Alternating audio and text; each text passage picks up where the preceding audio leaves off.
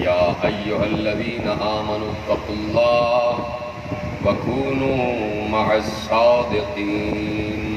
صلوات پڑھے محمد وعلی محمد. 1442 ہجری کے عشرہ ماہ اذا کی مرکزی امام بارگاہ دھوبی گھاٹ فیصل آباد میں آپ حضرات آج تیسری مجلس میں شریک ہیں اور 12 صادقین کے عنوان سے سلسلے گفتگو جاری اور ساری ہے. پروردگار عالم نے اس کائنات کو کبھی بھی تنہا نہیں چھوڑا ہے اور اللہ نے قرآن میں یہ ارشاد فرما دیا ہے کہ لن تجد لسنت اللہ تبدیلا، تم اللہ کی سنت میں تبدیلی نہیں پاؤ گے. تم کبھی اللہ کی سلامت رہیں. جیسے آپ نے یہ آیت کا ترجمہ سنا ہے اور یقیناً میں یہ سمجھتا ہوں کہ آپ سمجھ گئے کہ میرا مقصد کیا ہے اس آیت کے پڑھنے کا، کہ اللہ کہہ رہا ہے کہ لن تجد لسنت اللہ تبدیلا، تم اللہ کی فطرت میں، اللہ کی عادت میں، اللہ کی سنت میں، اللہ کے آئین میں، اللہ کے قانون میں، اللہ کے اصول میں کبھی تبدیلی نہیں پاؤ گے. یہ قرآن کہہ رہا ہے، حدیث نہیں کہہ رہی. تو میں صرف ایک جملہ کہوں گا اور میرا یقین یہ ہے کہ اتنا ذہین مجمع ہے کہ میرے اس ایک ہی جملے سے میرے مقصد تک پہنچ جائیں گے. جب اللہ نے کہہ دیا کہ اللہ کی سنت میں تبدیلی نہیں ہوتی تو نہیں ہوتی. اللہ کی سنت یہ رہی ہے کہ ہر دور میں اپنی طرف سے ایک ہادی بھیجتا رہا ہے. یہ ہے سنت خدا، یہ ہے سنت خدا. آدم جب اس دنیا میں آئے تو کوئی ہدایت لینے والا نہیں تھا، کوئی تھا ہی نہیں کہ جسے ہدایت کی طلب ہو. اس وقت بھی اللہ نے زمین پر ایک ہادی رکھا اور اپنی طرف سے رکھا. یہ نہیں کہ زمین میں سے اگ گیا ہو، آسمان سے اترا اور آیا بھی جنت سے. تو اللہ کی سنت ہے جب بھی زمین پر کوئی اللہ کا نمائندہ آئے گا آسمان سے اور جنت سے آئے گا.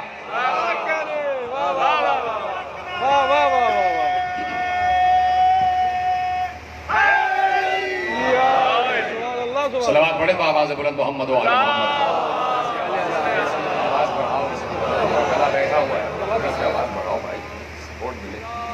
سمجھ میں نہیں آ رہا کچھ؟ توجہ ہے. تو اللہ کہہ رہا ہے کہ میری فطرت کبھی نہیں بدلتی، یعنی اللہ کی فطرت نہیں بدلتی. یہ فطرت خدا ہے اور جس فطرت پر اللہ نے انسانوں کو خلق کیا ہے اور اسی فطرت پر اللہ نے کائنات کا نظام چلایا ہوا ہے. یہ کیسے ہو سکتا ہے کہ اللہ کی فطرت 1400 برس پہلے تک تو رہی ہو اور آج بدل جائے؟ یہ کیسے ہو سکتا ہے؟ آج بھی وہی اللہ کی فطرت ہے اور آج بھی وہی اللہ کی سنت ہے. بات صرف یہ ہے کہ سوچنے کا انداز بدل گیا. جب سے یہ نعرہ کہیں سے آیا ہے تب سے سارے مسائل پیدا ہو گئے. کون سا نعرہ؟ کہ ہمیں قرآن کافی ہے. تو مسائل پیدا ہوتے چلے گئے. اگر قرآن کو رسول سے اور رسول کے بعد وارثان علم رسول سے آج تک لے رہے ہیں تو یقیناً اس بات پر یقین کامل ہوگا کہ اللہ کی فطرت، اللہ کی سنت آج بھی کار فرما ہے اور ایسا نمائندہ بھیجتا ہے جو ہر وقت اس سے رابطے میں ہو. بڑا جملہ میں نے کہا ہے، آپ نے آسانی سے سنا. ایسا نمائندہ کہ جو اس سے رابطے میں ہو اور بلا واسطہ رابطے میں ہو. کوئی واسطہ اور وسیلہ بیچ میں نہ ہو. جب چاہے گفتگو ہو جائے، جب چاہے معاملات طے ہو جائیں، جب چاہے وہاں سے امر آ جائے. اور امر کا نزول بھی آج تک نہیں رکا ہے. بھائی بات یہ ہے کہ میں نے آیت اسی لیے شروع میں پڑھی ہے کہ آج میرے پاس وقت بہت کم ہے، تیزی سے مجھے آگے جانا ہے، کہ امر کا نزول بھی نہیں رکا ہے. میں صرف ایک سوال عالم اسلام سے میں اور آپ مل کے پوچھنا چاہتے ہیں کہ کیا سورہ قدر انا انزلناہ فی لیلۃ القدر، کیا سورہ قدر منسوخ ہو گیا؟ مجھے جواب دیا جائے کہ کیا سورہ قدر منسوخ ہو گیا؟ نہیں. سورہ قدر آج تک جاری اور ساری ہے اور قیامت تک جاری اور ساری رہے گا. تو جب تک سورہ قدر جاری اور ساری ہے نزول امر بھی جاری اور ساری رہے گا. اب یہ تلاش کرو جس پر امر اتر رہا ہے وہ تمہارا بنایا ہوا ہے یا اس کا بنایا ہوا ہے؟ سورہ قدر شاہد ہے، سورہ قدر شاہد ہے کہ ہم نزول امر کر رہے ہیں. جب امر نازل ہو رہا ہے تو یہ کب سے امر نازل ہو رہا ہے؟ جب سے انسان ہے تب سے امر نازل ہو رہا ہے، اس لیے کہ امر میں انسانوں کی تقدیروں کے فیصلے اترتے ہیں، اور جب امر میں انسانوں کی تقدیروں کے فیصلے اترتے ہیں تو ہر انسان حصول اور وصول امر کی صلاحیت نہیں رکھتا۔ ہر انسان حصول اور وصول امر کی صلاحیت نہیں رکھتا، اس لیے کہ امر کسی انسان کا امر نہیں ہے، خالق انسان کا امر ہے، خالق انسان کا امر ہے، اور امر جب اترے گا تو اولی الامر پر اترے گا۔ پچھلے سال میں نے پوری گفتگو کی ہے، میرا ساتھ دیجئے گا کہ امر جب اترے گا تو اولی الامر پر اترے گا، اس لیے اللہ نے کہا کہ اطاعت کرو اللہ کی، مشہور آیت ہے نا بھائی، اطاعت کرو رسول کی اور اطاعت کرو اولی الامر کی، اطاعت کرو اولی الامر کی، جو ہے تو تم ہی میں سے لیکن بنایا ہم نے ہے۔ لفظ منکم سے کنفیوژن پیدا ہو گئی کہ بھائی اولی الامر اللہ نے کہہ دیا اولی الامر منکم، تم ہی میں سے جو اولی الامر ہے اس کی اطاعت کرو، تو لوگوں نے یہاں یہ سمجھ لیا کہ اولی الامر بھی ہم ہی چنیں گے۔ لوگ یہ سمجھے کہ اولی الامر بھی ہم بنائیں گے۔ اولی الامر کا مطلب ہوتا ہے امر پر اولا، امر پر متصرف، امر کا صاحب، امر کا مالک، امر کا مختار من جانب اللہ، اللہ کی طرف سے امر کا مختار، اللہ کی طرف سے مالک امر، اللہ کی طرف سے صاحب امر، اللہ کی طرف سے متصرف امر، وہ اللہ کی طرف سے ہوتا ہے۔ لیکن لوگوں نے کہا کہ بھائی ہم خود ہی چن لیں گے اور جسے ہم سربراہ مملکت بنا لیں وہ ہمارا اولی الامر ہوگا۔ سن 87 میں ایک اولی الامر جہاز میں ان کے ساتھ ایک حادثہ پیش آیا، دعویٰ یہ تھا کہ وہ اولی الامر ہے، وہ اولی الامر تھے، ان کو خود یہ نہیں پتا تھا کہ جس جہاز میں میں آم کی پیٹیاں لے کر جا رہا ہوں ان آم کی پیٹیوں میں آم نہیں ہے۔ توجہ ہے؟ تو جب اولی الامر کو خود اپنے بارے میں نہ پتا ہو تو انسانوں کے بارے میں کیا پتا ہوگا؟ توجہ ہے نا میرے ساتھ ہے سب؟ تو اب اس لیے اللہ کی سنت اور فطرت یہ ہے کہ کسی دور میں بھی دنیا کو اپنے نمائندے سے خالی نہیں رکھتا، اور نمائندہ بھی وہ کیسا نمائندہ؟ اس نمائندے کا تعارف رسول نے کرایا۔ ہر دور میں اللہ کی طرف سے آنے والے نمائندے کا تعارف رسول نے کرایا۔ ایک بچہ ہے جس کا نام ہے حسن، وہ رسول کی گود میں ہے، اور جب رسول اسے گود میں لے کر آ رہے ہیں تو باتیں کرتے ہوئے آ رہے ہیں، چند دن کے بچوں سے باتیں کرتے ہوئے آ رہے ہیں۔ کسی نے پوچھا یہ تو چھوٹا سا بچہ ہے، اس سے رسول کیا باتیں کر رہا ہے؟ تو رسول نے اس روایت کو ابن حجر عسقلانی نے لکھا ہے شرح بخاری میں، شرح بخاری سے روایت ابن حجر عسقلانی کی پڑھ رہا ہوں کہ جہاں پیغمبر نے ایک حدیث محفوظ کروائی کہ حسن مجتبیٰ اور حسن مجتبیٰ رسول کے ساتھ، اور کسی نے کوئی سوال کر لیا حسن کے متعلق تو اب پیغمبر نے کہا تم کیا جانو حسن کون ہے؟ ان الحسن یطالع اللوح المحفوظ، حسن جھولے میں بھی لوح محفوظ کا مطالعہ کرتا ہے۔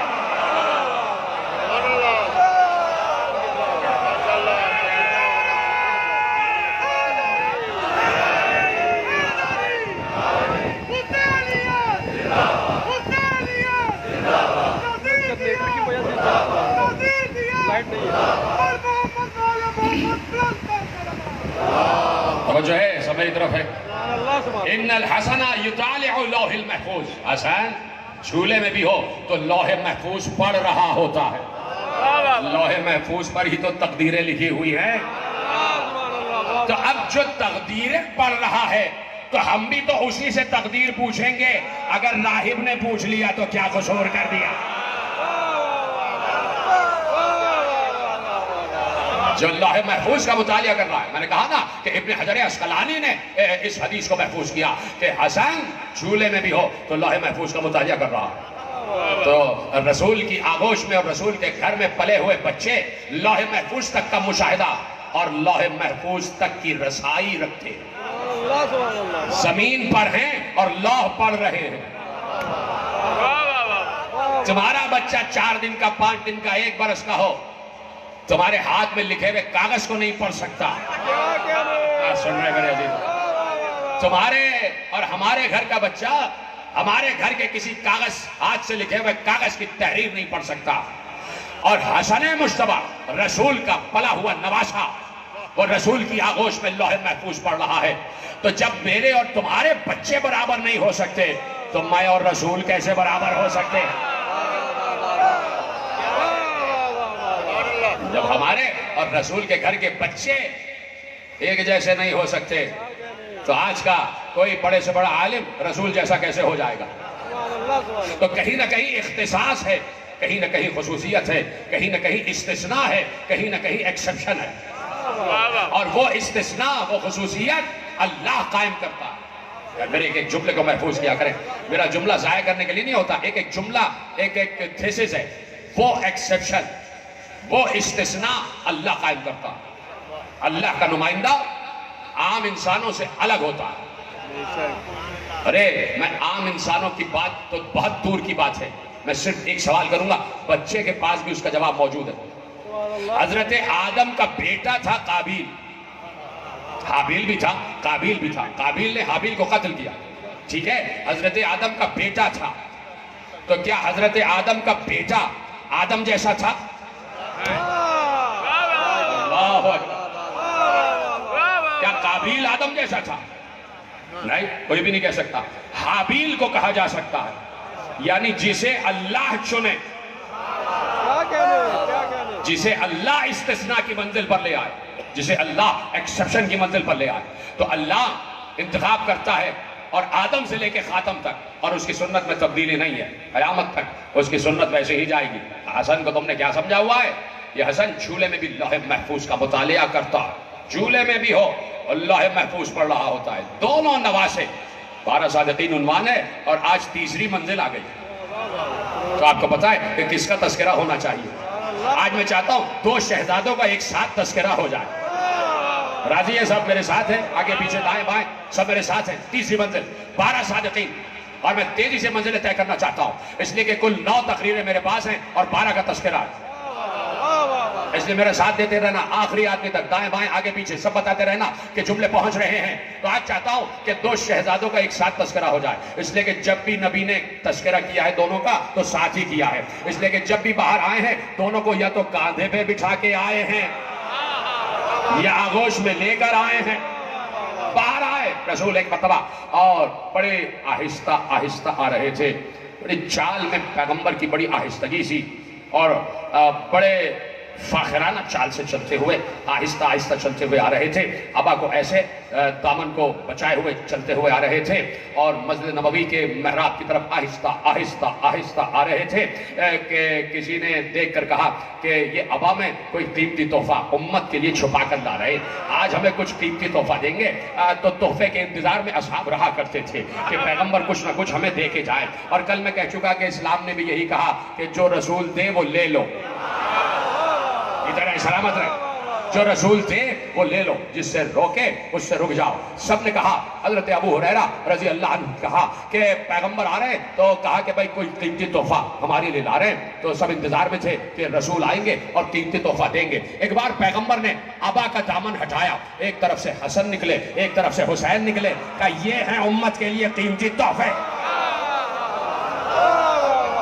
کبھی باہر آئے ہیں حسن حسین ساتھ ہیں تو ممبر پہ بیٹھ گئے. ممبر پہ بیٹھے تو نوازوں کو زمین پہ نہیں بٹھایا. کیا سن رہے ہیں میرے عزیز؟ میں تیزی سے آگے بڑھ رہا ہوں. نوازوں کو زمین پر نہیں بٹھایا، نوازوں کو وہاں نہیں بٹھایا جہاں دوست بیٹھ رہے تھے. ممبر پہ بیٹھے ہیں تو نوازوں کو زانو پر بٹھا کر بیٹھے. ممبر کے دائیں اور بائیں بھی بٹھا سکتے تھے. کیا سن رہے ہیں میرے عزیزوں؟ میرے ساتھ میں آگے بڑھتے چلے جا رہا ہوں کہ پیغمبر چاہتے تو ممبر کے دائیں اور بائیں نوازوں کو بٹھا سکتے تھے، لیکن زانو پر بٹھا رہے ہیں. ایک کو دائیں زانو پہ ایک کو بائیں زانو پہ. بتا دیا تمہارا ممبر اور ہے، ان کا ممبر اور ہے.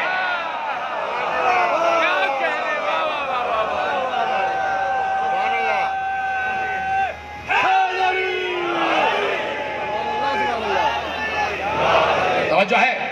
تمہارا ممبر اور ان کا ممبر اور. کبھی ان کا ممبر زانو رسول ہو جاتا ہے، کبھی ان کا ممبر دوش رسالت ہو جاتا ہے. بڑے اہم مراحل سے قدرت نے گزارا، اور قدرت بار بار چاہتی ہے کہ تعارف ہو جائے، تعارف ہو جائے، تعارف ہو جائے، پہچان لیے جائیں کہ میرے بھیجے ہوئے نمائندے کون ہیں. اور میں اس لیے کہتا ہوں بار بار کہ اصحاب کرام کو سلام ہے کہ اصحاب کرام نے بڑی اہم روایتیں محفوظ کی. اور یہاں تک ہم تک روایتیں آ گئی. ایک جلیل القدر صحابی کا قول ہے کہ شہزادی اپنے گھر سے آئی، سر سے لے کر پاؤں تک برقعے میں ملبوس، پیغمبر اپنے حجرے میں ہیں. زہرا کیسے آئیں؟ کہا یا رسول اللہ، اے میرے بابا شام ہو گئی، حسن و حسین نظر نہیں آ رہے، ابھی گھر پہنچے نہیں ہیں. کہا کہ ابھی کچھ دیر پہلے، تھوڑی دیر پہلے میرے پاس سے اٹھ کے گئے ہیں اور تمہارے حجرے کی طرف گئے ہیں. کہا کہ بابا گھر میں نہیں پہنچے. ایک بار زہرا بھی پریشان، رسول بھی پریشان. یہ پریشانی حکمتن ہے، یہ بات یاد رکھنا، یہ پریشانی حکمتن ہے. رسول کے چہرے پہ پریشانی کے آثار آ گئے، زہرا کے چہرے پہ پریشانی کے آثار آ گئے. رسول حجرے سے باہر نکلے، ادھر ادھر دیکھا، حسن حسین کہاں ہیں؟ کہیں نظر نہ آئے. اصحاب ایک دم چوکنا ہو گئے پیغمبر کے ساتھ ساتھ. سب نے کہا چلو ڈھونڈے حسن حسین کہاں ہیں، ساتھ میں علی بھی ہیں. ادھر ادھر ادھر مسجد نبوی سے باہر نکلے، چلتے چلتے حدیقہ بنی نجار تک پہنچ گئے. جہاں بنی نجار کا باغ تھا وہاں تک پہنچے. دیکھا کہ دونوں نواسے ایک دوسرے کے گلے میں ہاتھ ڈالے سو رہے. شواہد النبوہ سے روایت پڑھ لو. اور ایک بڑا سا اژدہا ہے جو ان پر سایہ کیے ہوئے، بڑا سا اژدہا ہے جو ان پر سایہ کیے ہوئے. کچھ لوگوں نے یہ سمجھا کہ یہ اژدہا ان کو نقصان نہ پہنچائے، آگے بڑھے تاکہ اس اژدہا کو مار کے بھگائیں. پیغمبر نے کہا رک جاؤ رک جاؤ، میں خود اس اژدہا سے پوچھ لیتا ہوں کون ہے. کیسے سن رہے؟ خدا آپ کو سلامت رکھے. یہی حق ہے سننے کا، فضائل حسنین سننے کا یہی حق ہے. اور اس وقت میرے سامنے مخلوق مجمع بیٹھا ہے، میرے محترم پیارے پیارے اہل سنت بھائی بھی بیٹھے ہوئے ہیں، اور سنتے چلے جائیں. اور جہاں جہاں میری گفتگو پہنچ رہی ہے، جہاں جہاں لائیو تقریر جا رہی ہے، سب سنتے چلے جائیں. آج حسنین کا تذکرہ کرنے میں جا رہا ہوں اور بڑی تیزی سے مجھے گزرنا ہے. کہ میں خود پوچھتا ہوں، آگے بڑھے. اس اژدہے نے چھپ کر پیغمبر کو سلام کیا. جو رسول کو اپنے جیسا سمجھتا ہے وہ کان بند کر لے، اس کے سمجھ میں یہ روایت نہیں آئے گی. اور جو رسول کو اللہ کا نمائندہ سمجھتا ہے اور اللہ کی طرف سے معجزات کا مختار سمجھتا ہے وہ سنے. ایک بار پوچھا تو کون ہے؟ اس نے کہا میں جنات کی قوم کا سردار ہوں. کہا کیسے ادھر آیا؟ کہا کہ ہماری قوم میں قرآن کی تلاوت ہو رہی تھی، تلاوت کرتے کرتے ہمارے یہاں کے قاریوں نے بیچ میں کچھ آیتوں کو محو کیا، آیتیں بھول گئے. ہمارے بزرگوں نے میری ذمہ داری لگائی کہ جاؤ مدینے جاؤ اور یہ آیتیں جو بھول گئے ہو نبی سے پوچھ کر آؤ. میں آ رہا تھا کہ ایسے میں اس باغ کے سامنے سے گزرا، آواز غیب آئی، اس وقت وہاں نہ جا یہاں رک، اور نبی کے نواسے سو رہے، ان کی حفاظت ہو رہا. نبی کے نواسے سو رہے، ان کی حفاظت کر.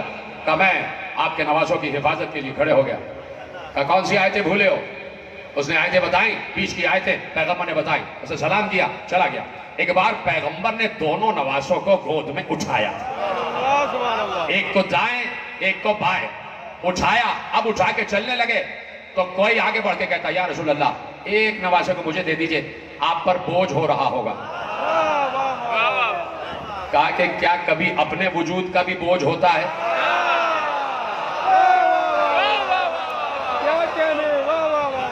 کیا کبھی اپنے وجود کا بھی بوجھ ہوتا ہے؟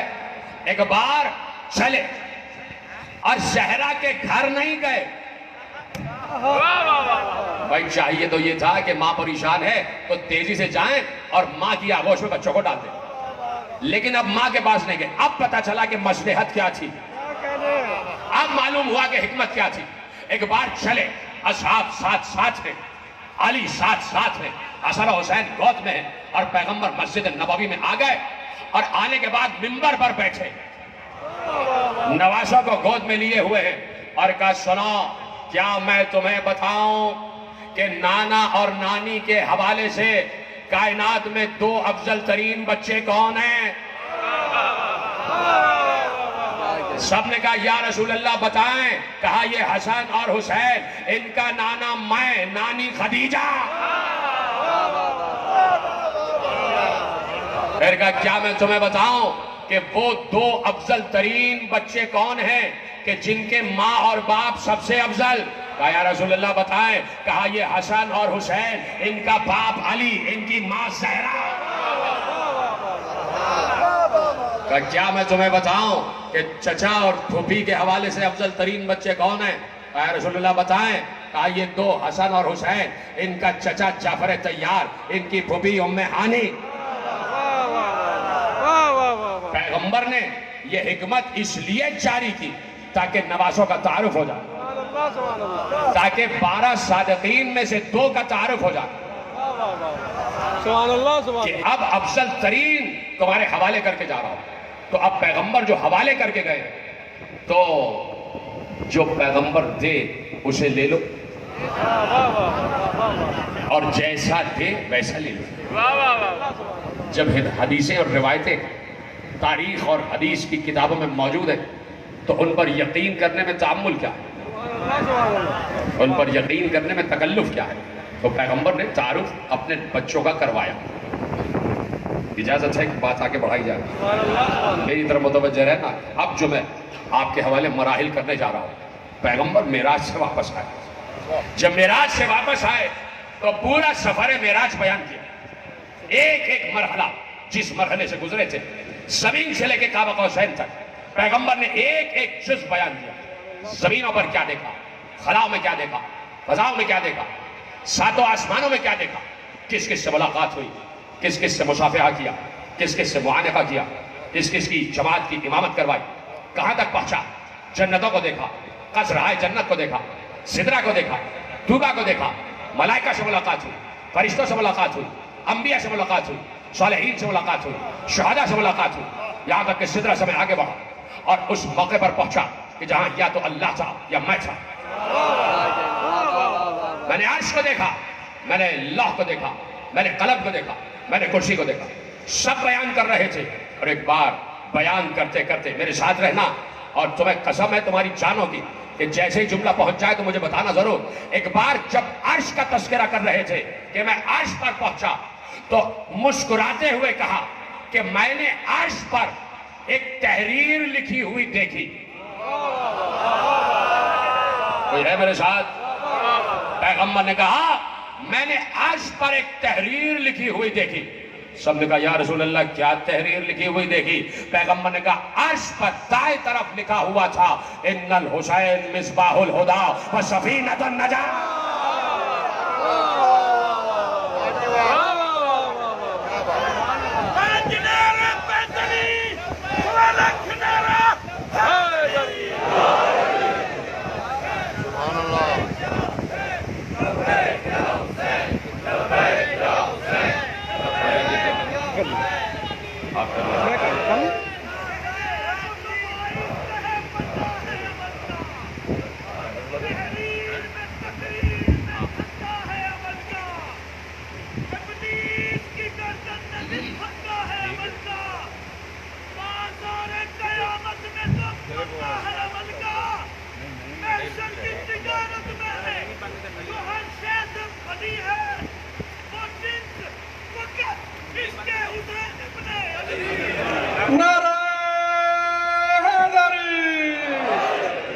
سادات و مومنین، جیسا کہ آپ جانتے ہیں کہ ہم نے ہر سال عزاداری سید الشہداء کے لیے آپ کے سامنے چندہ کی اپیل کیا کرتے ہیں، تو ہمارے کارکنان جن کے پاس سبز جولیاں ہیں وہ چند لمحوں کے لیے آپ کے درمیان آئیں گے۔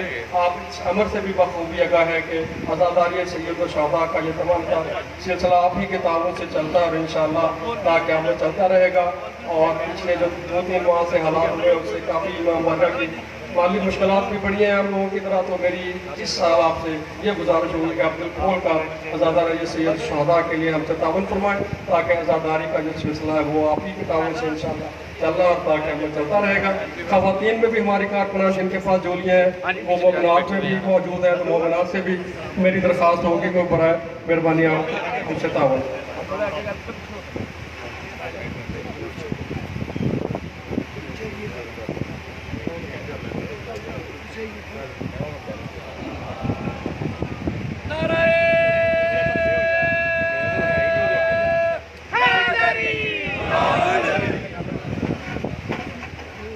پنکھا چلانے سے اس میں آواز آتی ہے، اس لیے بند کروایا۔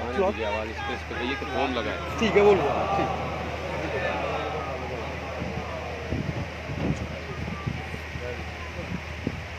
اس پر رومال چڑھائیے، آپ رومال چڑھائیے اور پنکھا چلوائیے۔ مائک ہو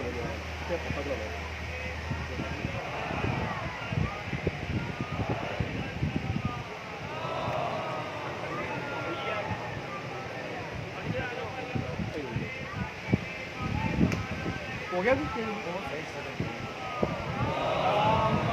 ٹھیک ہے جلدی آ جائے ایک کسی تو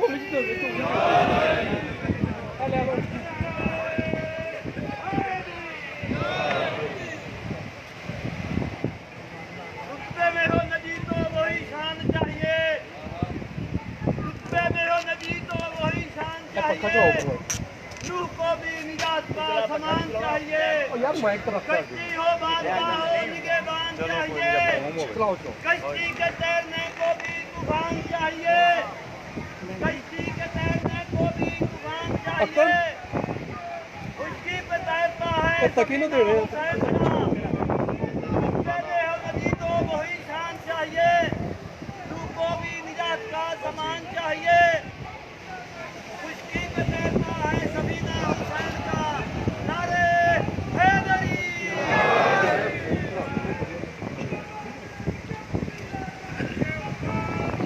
چینج اوور کر رہے ہیں وہ دوسرے ہو گیا جی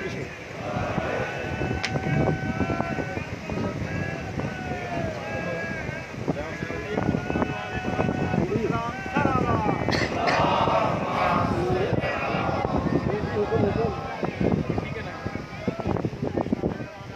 چینج اوور کر رہے تھے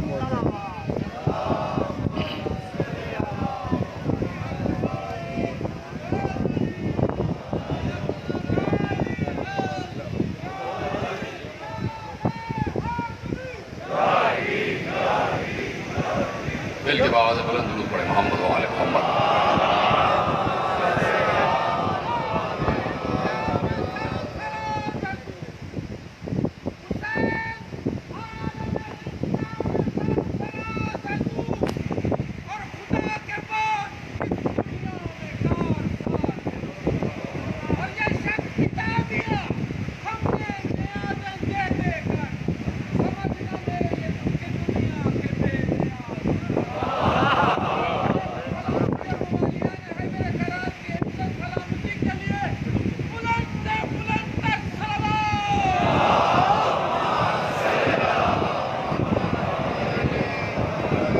جو ہے بات شروع کی جائے، سب میرے ساتھ ماحول میں واپس آ گئے، چند لوگوں نے کہا سب آ گئے واپس، جیسے سن رہے تھے ویسے ہی سن رہے نا، گفتگو کا آغاز کیا جائے وہیں سے جہاں سے سلسلہ ٹوٹا تھا، اس لیے کہ گفتگو بہت اہم موڑ پہ آ گئی تھی۔ میں نے کہا کہ یہ ہدیے کا سلسلہ پہلے ہو جائے، اور یقیناً جیسا کہ ہمارے مہدی بھائی نے کہا کہ یہ تمام معاملات آپ ہی کے دست و بازو سے آگے بڑھتے ہیں، اور خدا آپ کے رزق میں اضافہ فرمائے، خدا آپ کی روزی میں اضافہ فرمائے، خدا آسمان سے آپ کے اوپر اپنے رزق کے دروازے کھول دے، اور اگر کوئی نوجوان روزی کی تلاش میں ہے تو پروردگار اسے بہترین روزگار عنایت فرمائے، اگر کوئی کسی کے پاس چھت نہیں ہے، گھر نہیں ہے، تو آل محمد کے گھروں کے واسطے سے پروردگار اس کو بہترین گھر عنایت فرمائے، اگر مائیں بہنیں کوئی بیٹی گھر میں رشتے کے انتظار میں بیٹھی ہے تو پروردگار جناب علی اکبر کے صدقے سے اسے بہترین بار عنایت فرمائے، بزرگوں کا سایہ ہمارے سروں پر قائم رکھے، اور اس آئی ہوئی وبا سے سب کو محفوظ و معمون فرمائے، جو مومنین مومنات بیمار ہیں پروردگار ان کو شفا عاجل صحت کامل اور طول حیات عطا فرمائے۔ میں نے دعا دے دی، اب میرے ساتھ آ جائیں، سب میرے ساتھ ہیں۔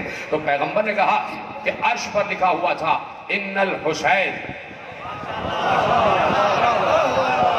میں نے جان بوجھ کے روکا ہے کہ ہیں یا نہیں ہیں، میرے ساتھ ہیں، ان الحسین مصباح الہدی و سفینۃ النجاہ، کہاں لکھا ہے؟ عرش پر۔ جب عرش پر لکھا ہے تو کس نے لکھا ہوگا؟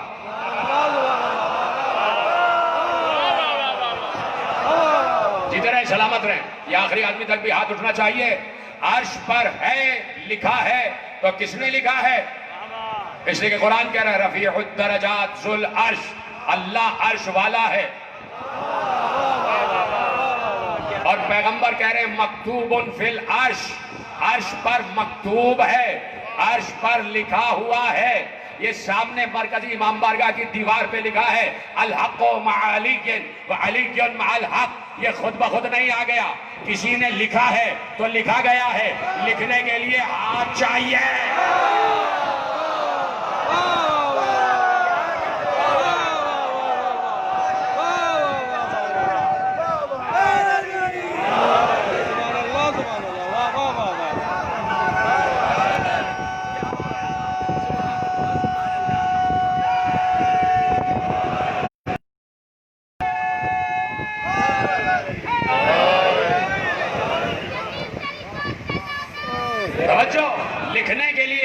ہاتھ چاہیے، لکھنے کے لیے قلم، قلم کے لیے ہاتھ. اب یہ اللہ ہی سے پوچھنا، جب کبھی تمہارے بقول ملاقات ہو گئی تو، نہیں تو وہ دکھائی تو دے گا نہیں، وہ نظر تو آئے گا نہیں. آپ محشر میں پوچھ لینا اللہ سے یہ عرش پہ لکھا کیسے، اور لکھا بھی تو یہ لکھا کہ ان الحسین مصباح الہدی، حسین ہدایت کا چراغ ہے. جو خاموش ہو جائے گا میں افسردہ ہو جاؤں گا کہ پتہ نہیں وہ میرا ساتھ دے رہا یا نہیں دے رہا. حسین ہدایت کا چراغ ہے اور نجات کی کشتی ہے. ہائے ہائے ہائے. نجات کی کشتی کا نام ہے، چار آدمی بول رہے ہیں مل کے بولو، نجات کی کشتی کا نام، ہدایت کے چراغ کا نام، اور لکھا کہاں ہے؟ عرش پر. حسین ہدایت کا چراغ ہے، ہدایت کا چراغ ہے. میں پوچھنا چاہتا ہوں یہ ہدایت کب سے ہے؟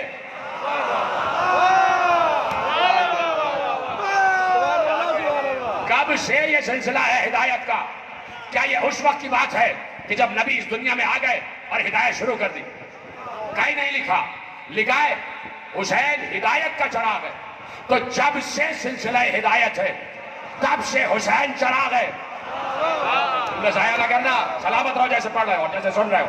جب سے سلسلہ ہدایت ہے تب سے حسین ہدایت کا چراغ ہے. روکا ہے میں نے جملہ، میں نے تو بڑی آہستگی سے پوچھا کب سے ہے سلسلہ ہدایت؟ کب سے سلسلہ ہدایت ہے؟ جب سے سلسلہ ہدایت ہے تب سے حسین ہدایت کا چراغ ہے. اللہ کہہ چکا کہ میری فطرت میں تبدیلی نہیں آتی، میری سنت میں تبدیلی نہیں آتی. زمین بنی تو پہلا ہادی اللہ نے آدم کو بنا کر بھیجا. تو آدم اگر ہدایت لے کر آیا ہے تو ہدایت کا چراغ اس وقت بھی حسین.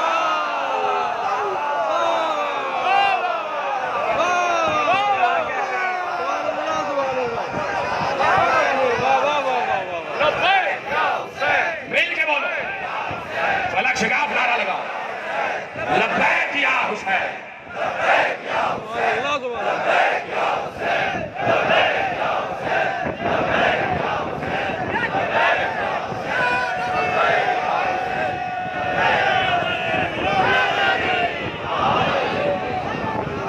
ان الحسین مصباح الہدی، ہدایت کا چراغ ہے حسین. دیکھو چراغ کی روشنی ضروری ہے کہ جب اندھیرا ہو تو چراغ چلے. جہاں کہیں ہدایت کی روشنی نظر آ رہی ہے وہ حسین کی روشنی ہے. رسول کہہ رہا ہے، اللہ کا رسول کہہ رہا ہے، اور مکتوب فی العرش، عرش پر لکھا ہوا ہے کہ حسین ہدایت کا چراغ ہے. تو آدم سلسلہ ہدایت کا پہلا ہادی، اس وقت بھی ہدایت کا چراغ حسین. آدم کے بعد نوح، انتجاؤ نا، نوح کے دور میں بھی ہدایت کا چراغ حسین.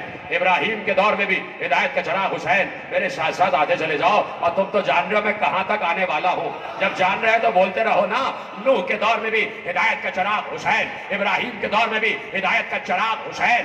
موسیٰ کے دور میں بھی ہدایت کا چراغ حسین. عیسیٰ کے دور میں بھی ہدایت کا چراغ حسین. تو اللہ کی فطرت میں تبدیلی نہیں ہوگی. مصطفیٰ کے دور میں بھی ہدایت کا چراغ.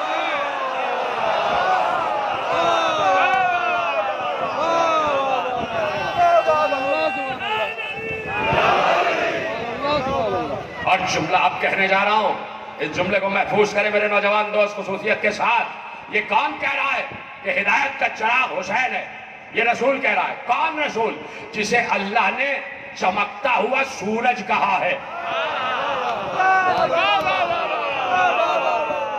سراجم منیرا، رسول جیسا سورج کہہ رہا ہے کہ حسین ہدایت کا چراغ ہے. جب سورج کسی چراغ کی تعریف کرے، اتنا بڑا جملہ میں نے آپ کے حوالے کیا. جب سورج کسی چراغ کی تعریف کرے، اس کا مطلب ہے کہ چراغ کی روشنی سورج کی روشنی کا برابری کر رہی ہے. چراغ کی روشنی سورج کی روشنی برابری کر رہی ہے، برابر ہے روشنی. تبھی تو سورج کہہ رہا ہے کہ چراغ تو یہ ہے. سورج کہہ رہا ہے کہ ہدایت کے سلسلے میں روشنی اس چراغ سے ہے. جس چراغ کا نام حسین ہے، جس چراغ کا نام حسین ہے، جملہ تو آپ کہنے جا رہا ہوں، کس چیز سے نسبت دی؟ چراغ سے۔ اتنا سادہ اور آسان جملہ کہ باشعور بچہ جو یہاں بیٹھا ہے نا، وہ بھی اس بات پہ بولے گا ضرور۔ کیا کہنے بابا؟ چراغ، حسین ہدایت کا چراغ۔ چراغ اندھیرے میں جلایا جاتا، جب اندھیرا ہو تو چراغ کی ضرورت پڑتی۔ اندھیرا ہو گیا، لاؤ بھائی چراغ لاؤ، اور چراغ آ گیا۔ اب جملہ ہے، کیا کوئی باشعور آدمی ایسا کرتا ہے کہ چراغ جل کے آ جائے اندھیرے کمرے میں اور چراغ کو تخت کے نیچے رکھ دیا جائے؟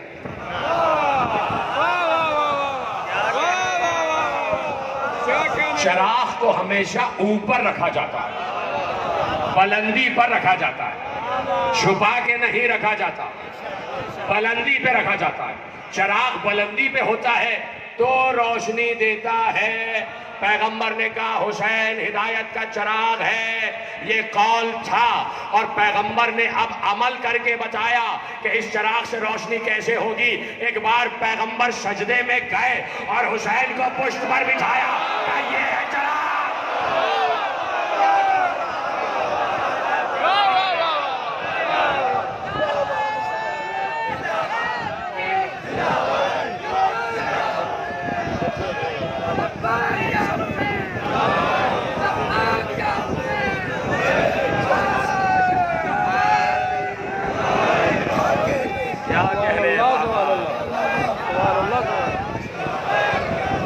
پہنچ گئے جملے میں نوجوان دوستوں تک۔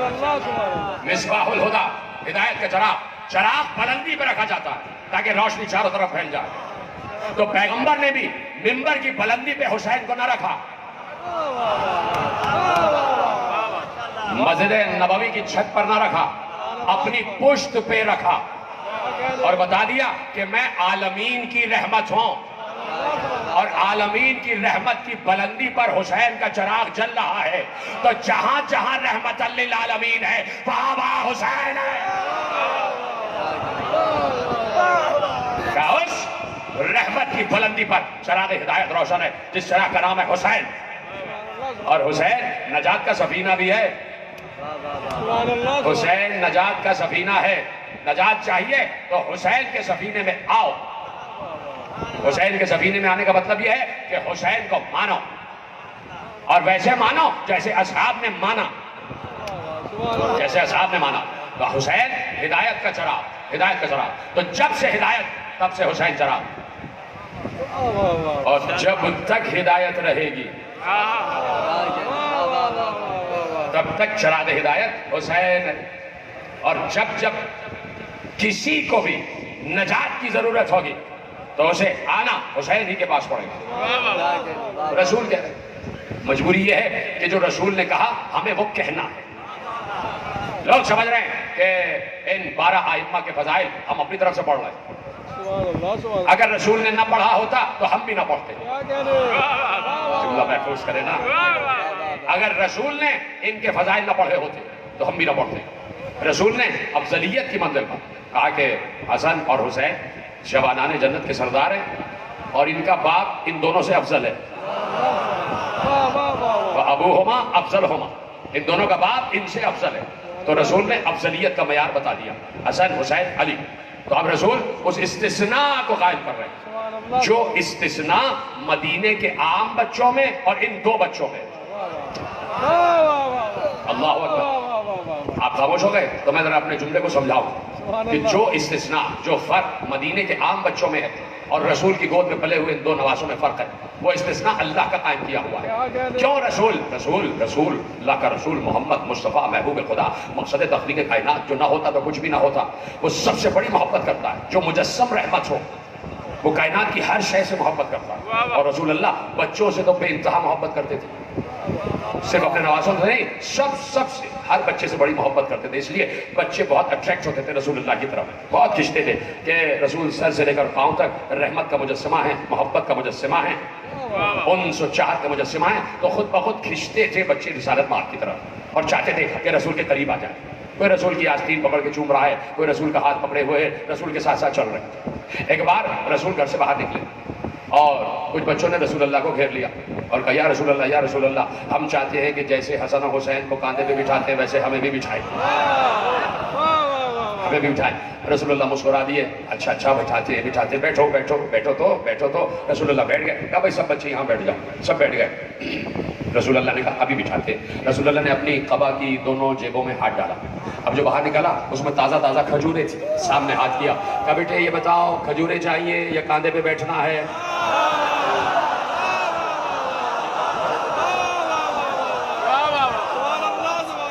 کھجوریں چاہیے، کاندھے پہ بیٹھنا ہے۔ بچوں نے 1 2 3 4 جس کے حصے میں جتنی آئیں بچوں نے کھجوریں لی اور کھا کے چلے گئے۔ رسول کو سلام کر کے رسول ہاتھ جاڑ کے کھڑے ہو گئے، مسکراتے ہوئے آگے بڑھ گئے، مسکراتے ہوئے پیغام دے دیا کہ جن بچوں کو کھجور اور میرے دوش کا فرق نہ معلوم ہو،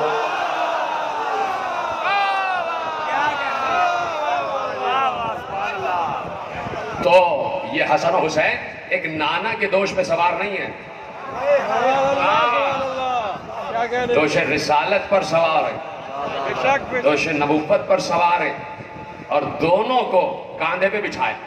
عید کے دن باہر آئے، ایک کو دائیں کاندھے پر ایک کو بائیں کاندھے پر، ایک کو دائیں ایک کو بائیں، اور کہا کہ حسن تم میری یہ زلف پکڑ لو اور تم میری بائیں زلف پکڑ لو حسین۔ حسن نے دائیں زلف پکڑی، حسین نے بائیں زلف پکڑی، اور کہا کہ جدھر مڑنا ہو اشارہ کر دینا، ہم وہیں مڑ جائیں گے۔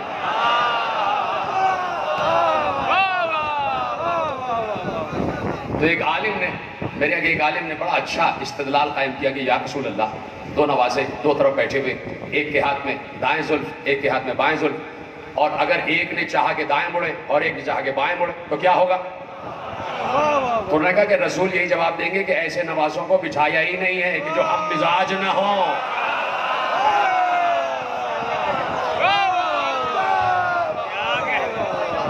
جو ہم مزاج نہ ہوں۔ کیا کہہ رہے ہیں؟ واہ واہ واہ۔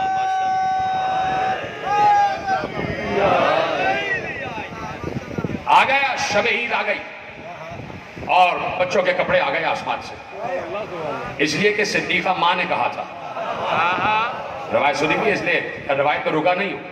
صبح ہوئی، رضوان جنت درزی بن کے آ گیا، انا خیاط الحسنین، جنت سے جوڑے لایا ہوں، جنت سے لباس آ گیا، لباس سفید رنگ کا۔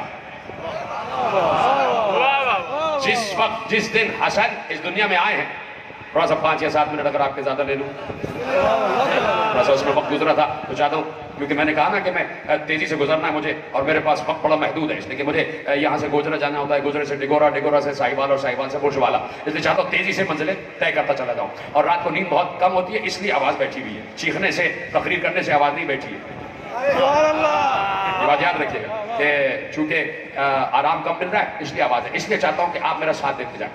تو نواسے صبح ہو گئی، کپڑے آ گئے۔ جس دن حسن اس دنیا میں آئے تھے تو اسما بنت امیس حسن مجتبیٰ کو زرد کپڑے میں لپیٹ کے لائی، زرد کپڑے میں لپیٹ کے لائی۔ رسول اللہ نے جیسے ہی دیکھا زرد کپڑے میں، رسول اللہ کے چہرے پر اضمحلال آ گیا، جلال کے آثار آ گئے، کہ کہا کہ بھئی اسما یہ زرد کپڑے میں کیوں لپیٹ کر لائی؟ سفید کپڑے میں لپیٹ کر لاؤ، زرد نہیں سفید کپڑا۔ اب اس کی کئی وجوہات ہو سکتی ہیں، ایک وجہ میری بھی سن لو، کیا کہہ رہے ہیں؟ مسائل نہیں پڑھ رہا ہوں، فضائل ہیں بھائی، کدھر چلے گئے آپ؟ ایک وجہ میں بھی بیان کرتا ہوں، یہ جو رسول نے زرد کپڑا ہٹا کے سفید کپڑے میں لپٹوایا، تو رسول نے گویا یہ بتایا کہ یہ وہ بچے ہیں جنہیں دنیا کے رنگ کی ضرورت نہیں ہے۔ ہائے ہائے ہائے ہائے، یہ اللہ کے رنگ میں رنگے ہوئے بچے ہیں۔ صبغۃ اللہ ومن احسن من اللہ صبغہ، رنگوں میں رنگ تو اللہ کا رنگ ہے، قرآن کی آیت ہے، رنگوں میں رنگ تو بہترین رنگ اللہ کا رنگ ہے۔ تو جو بچے اللہ کے رنگ میں رنگے ہوئے ہوں انہیں دنیا کے کسی رنگ کی ضرورت نہیں ہے، یہ دنیا کو اپنے رنگ میں رنگنے آئے ہیں۔ بچے مچل گئے، صبح عید کپڑے آ گئے اور سفید جوڑے آ گئے، جوڑے بچوں نے پہنے۔ ابھی روایت کامل نہیں کروں گا، روایت میں نے چھوڑی ہے جان بوجھ کر، آخر میں کامل کروں گا۔ بچوں نے جوڑے پہن لیے، جوڑے پہنے تو رسول خوش ہو گئے، رسول خوش ہوئے تو کہا چلو بچوں عید گاہ کو چلو۔ تو بچوں نے ایک عجیب بات کہی سبحان اللہ سبحان اللہ. اور اسے میر انیس نے بیان کیا. کیا کہنے اور یہ تھا روز عید جو وہ 14ویں کا ماہ. بھیجے خدا نے حلہ جنت بعز و جاہ، رومالو زیب جامو پیراہنو کلاه، ہنستے ہوئے پہن کے گئے سوئے عید گاہ. رستے سے پھر کے آئے محمد کے سامنے، گردن جھکا کے بیٹھ گئے جد کے سامنے. پہن کے گئے عیدگاہ کی طرف اور واپس آ کے بیٹھ گئے. ایک بار پیغمبر آگے بڑھے، حدیث کہتے ہیں پیغمبر آگے بڑھے، کیا لائے عیدگاہ سے اے میرے گل بدن؟ شرماتے ہوں گے دیکھ کے لڑکے یہ پیرہن، کھلا ہوا ہے پیش نظر خلد کا چمن، اس طرح کا نہ ہوگا کبھی جامع حسن. موضوع ہے کیا یہ رنگ شہادت کے واسطے، جامع یہ قطع ہے اسی قامت کے واسطے. ہاتھوں کو بولا یہ ہاتھ جوڑ کے دستے خدا کا لال، پوشاک یہ پہن کے تو ہم خوش ہوئے کمال. ناتا نہیں کہ جس پر چڑھے اب یہ ہے ملال، ناتا نہیں کہ جس پر چڑھے اب یہ ہے ملال. کہا کہ یہ سارے بچے یا رسول اللہ ناکوں پہ چڑھ کے جا رہے ہیں اور ہم جا رہے ہیں پیدل. پیدل تو عیدگاہ کو جانا ہے ننگوار، ہم کو بھی ایک اونٹ منگا دو تو ہوں سوار. کہنے لگے یہ حضرت محبوب کردگار، معلوم اب ہوا یہی غصہ تھا میں نثار. جب روٹتے ہیں آپ تو مشکل سے منتے ہیں، اچھا سوار ہو جئے ہم اونٹ بنتے ہیں.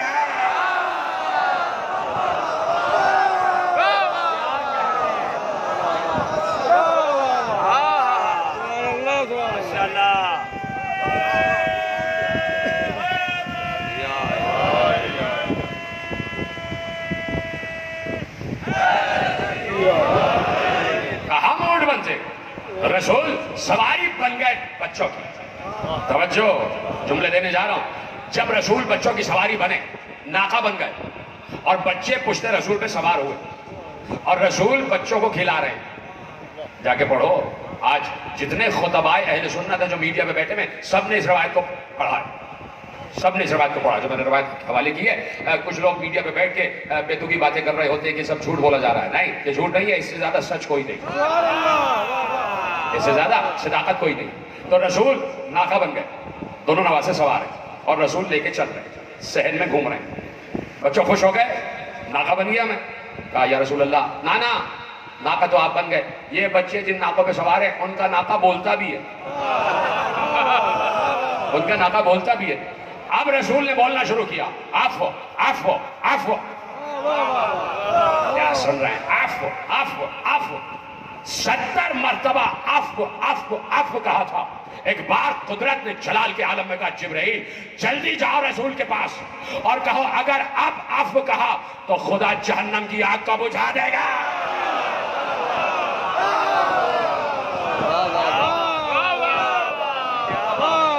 کون سمجھے گا رسول کے نواسوں، کون سمجھے گا حسن و حسین؟ جوڑے آ گئے جنت سے، سفید جوڑے آئے. تو بچوں تمہارے جوڑے آ گئے. کہا نانا جوڑے تو سفید ہمیں رنگین جوڑے چاہیے. کہا اچھا بچوں حسین تمہیں کون سا رنگ پسند ہے؟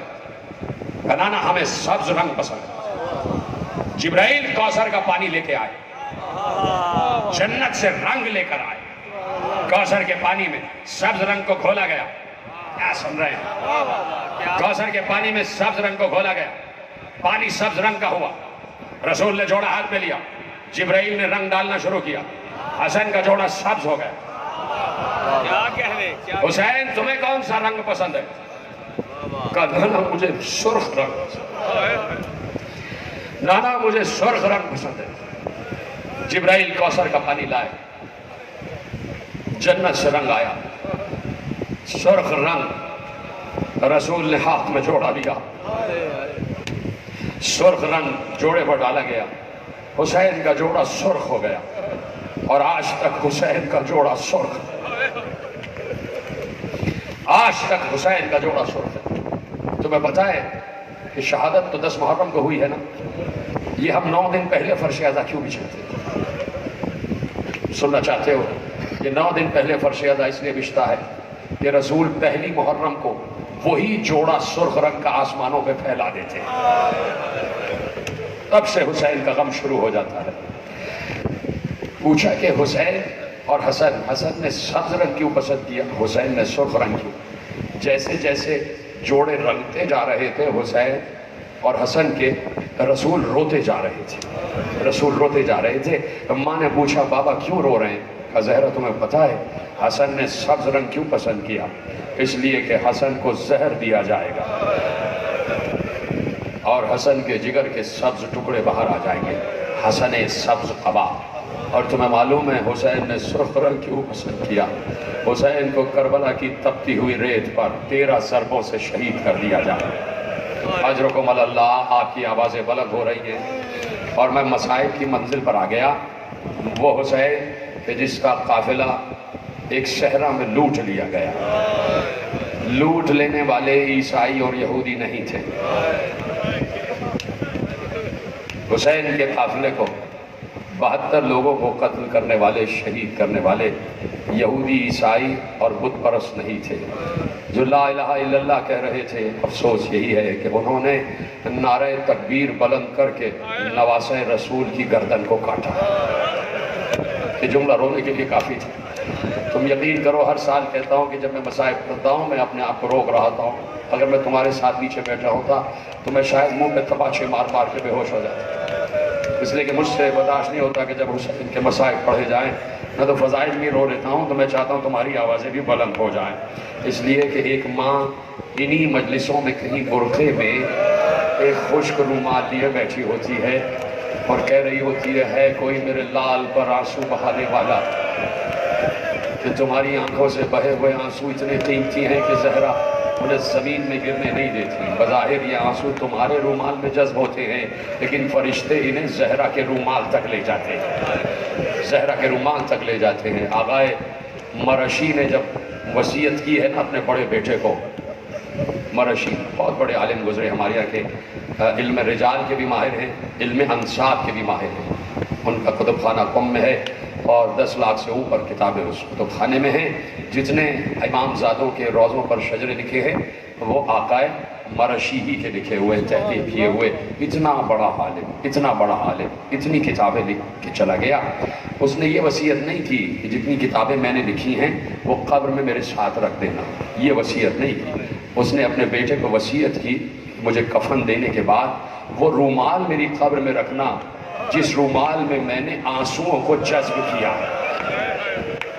جب میں رویا ہوں تو جس رومال میں میں نے حسین پر گرے ہوئے آنسوؤں کو جذب کیا ہے وہ رومال میری قبر میں رکھ دینا، تاکہ جب میں اٹھایا جاؤں تو فاطمہ زہرا کے سامنے ثبوت پیش کر دوں کہ میں آپ کے بیٹے پر گریہ کر رہا تھا، آپ کی آوازیں بلند ہو جائیں۔ ایک مسافر، غریب مسافر کا تذکرہ ہے، حسین کا تذکرہ، جسے بھرے صحرا میں لوٹ لیا گیا، لیکن مقدمہ شہادت حسین 10 محرم سے نہیں ہے، اس وقت سے ہے کہ جب 9 ذی الحجہ آ گئی، عید سے ایک دن پہلے۔ اگر سمجھ گئے ہو تو تمہاری آوازیں بلند ہو جائیں۔ یہ جو عید قربان کہتے ہو اس سے ایک دن پہلے سے حسین کربلا کا معرکہ شروع ہو گیا، شہادتیں شروع ہو گئیں۔ پہلا شہید مقدمہ شہادت حسین میں پہلا شہید جس کا نام ہی مسلم ہے، عقیل کا بیٹا مسلم، ابو طالب کا پوتا مسلم۔ کربلا میں ابو طالب آل کو کاٹا گیا، بڑی قربانیاں دی ہیں ابو طالب کے بچوں نے، ابو طالب کے پوتوں نے، ابو طالب کے خون نے بڑی قربانیاں دی ہیں اسلام کے تحفظ کے لیے۔ جاؤ مسلم، ہماری سفارت کا عہدہ تمہارے حوالے۔ مسلم چلے تو تنہا نہیں چلے، ساتھ میں 2 ننھے بچے بھی چلے، ساتھ میں بچے بھی تھے۔ عجیب مرحلہ آ گیا، پوری تفصیل بیان نہیں کرنا ہے۔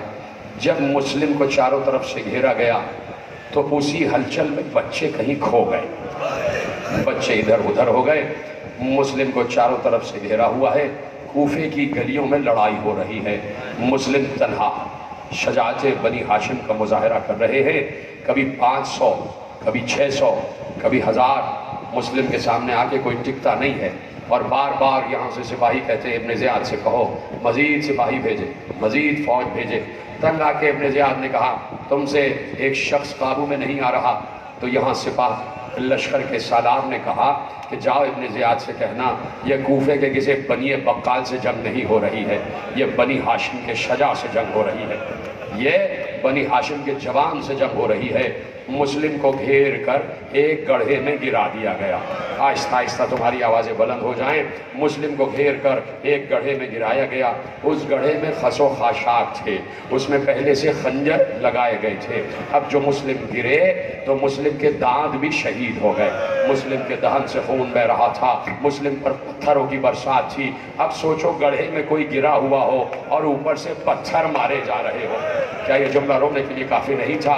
मुस्लिम सर से लेकर पांव तक लहू लहान हो गए। मुस्लिम को रस्सी फेंक कर एक बार गड्ढे से खींचा गया और खींचते हुए दरबार की तरफ ले जाया गया।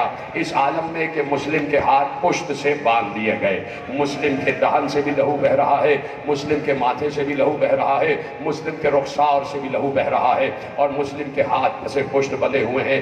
दारुल अमारा में लेकर आ गए। जब लेकर आए तो मुस्लिम एक एक को छिड़कते हुए आ रहे थे, एक एक को छिड़कते हुए आ रहे थे। किसी ने कहा सामने वो अमीर बैठा है, सलाम करो। मुस्लिम ने सीना चौड़ा करके कहा, अल्लाह अमीर सिवल हुसैन, हुसैन के सिवा मेरा कोई बादशाह नहीं है, मैं किसी को बादशाह नहीं मानता, मैं किसी को अमीर नहीं मानता। वसीयतें की, का सुनो कोई है जो मेरी वसीयतों पर अमल करे। मैं यहाँ पर आकर मकरूज हो गया हूँ, मेरे जिस्म की ज़रा बेचकर मेरा कर्जा अदा कर दिया जाए। और सुनो, मेरा आका शायद रास्ते में है।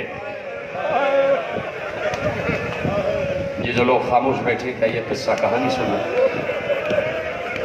आवाज़ें बुलंद हो जाए। बस 2 या 3 मिनट की जहमत रह गई। मेरा आका रास्ते में है।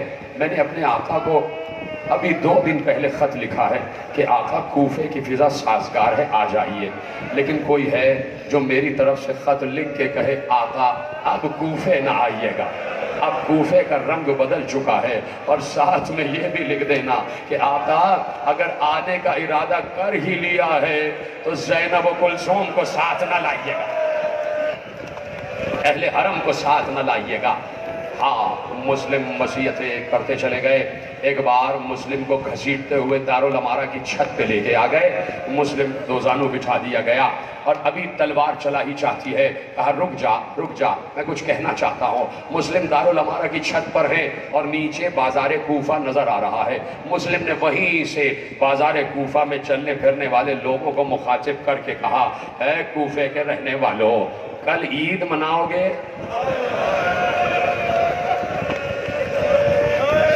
कल ईद मनाओगे? तुम बाजार में खरीदारी कर रहे हो, जानवर खरीद रहे हो, मैं तुम्हारी गोद में छोटे छोटे बच्चे भी देख रहा हूँ। मुस्लिम ने कहा खुदा तुम्हारे बच्चों को सलामत रखे, मेरे भी 2 बच्चे राह में कहीं खो गए हैं, अगर मिल जाएं तो उन्हें मदीने की राह बता देना, उन्हें मदीने की राह बता देना। अब आलम यह है कि हुसैन मंजिल ज़बाला पर हैं, हुसैन ने क़याम किया हुआ है, खेमगाह एक तरफ लगी हुई है, चंद लम्हात रह गए, चंद दिन रह गए हुसैन को करबला पहुंचने में। 16 मंजिल दूर है, मंजिल ज़बाला पर हुसैन बैठे हुए हैं, कुर्सी हुसैन की लगी हुई है, हुसैन के सर पर छतरी का साया है, अब्बास और अली अकबर दाएं बाएं हुसैन के बैठे हुए हैं। अचानक हुसैन खड़े होकर कहते हैं, व अलैका सलाम या अखी मुस्लिम। बस खत्म हो गई तकरीर, तुम्हारी आवाज बुलंद हो जाए, तुम्हें चादर ज़हरा का वास्ता, अपने सीने पे हाथ मारो, आखिरी जुमले कहने जा रहा हूं। एक बार हुसैन खड़े हुए कूफे की तरफ रुख करके कहा, वालेकुम सलाम या अखी मुस्लिम, है मेरे भाई मुस्लिम, तुझ पर भी हुसैन का सलाम। अब्बास ने एकदम सुन के कहा, आका किसको जवाब सलाम दिया, किसको जवाब सलाम दिया? कहा अब्बास जरा एक तरफ आ जाओ, एक तरफ आ जाओ, इसलिए कि ज़ैनब का खैमा करीब है, रुकैया का खैमा करीब है। अब्बास को एक तरफ ले गए, कहा अब्बास मुस्लिम दारुल अमारा की छत पर है, मुस्लिम की गर्दन कटा ही चाहती है, मुस्लिम की गर्दन कटा ही चाहती है। कहा आका क्या दिखा सकते हैं कि मुस्लिम के साथ क्या हो रहा है? अब्बास का बहनोई है मुस्लिम,